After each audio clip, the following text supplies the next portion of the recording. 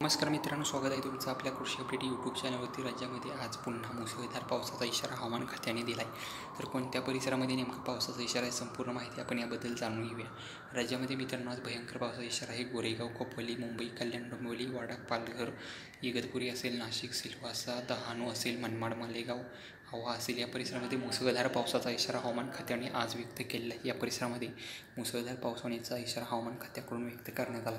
विदर्भातील नागपूर, चंद्रपूर, भंडारा, गोंदिया या परिसरामध्ये आपल्याला दुपारनंतर ढगफुटी सदृश्य पाऊस इथे पाहायला मिळणार आहे. इथे ऑरेंज आणि येलो अलर्ट जारी करण्यात आला आहे. या ठिकाणी मुसळधारेचा इशारा हवामान खात्याने दिला आहे. नागपूर, कोंढाली त्याचबरोबर भंडारा, उमरेड, ताडोबा, वर्धा या परिसरामध्ये मुसळधार पावसाचा इशारा आहे. त्याचबरोबर इशारा आहे. त्यासच सातारा, रत्नागिरी, पुणे, मुंबई, नगर, छत्रपती संभाजीनगर, मालेगाव, नाशिक, जळगाव या परिसरामध्ये ढगफुटी सदृश्य पावसाचा इशारा हवामान खात्याने मित्रांनो आज रोजी या ठिकाणी दिलेला आहे.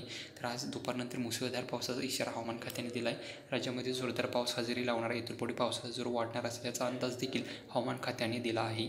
यापुढील अंदाज पाहण्यासाठी चॅनलला सबस्क्राईब करा. धन्यवाद.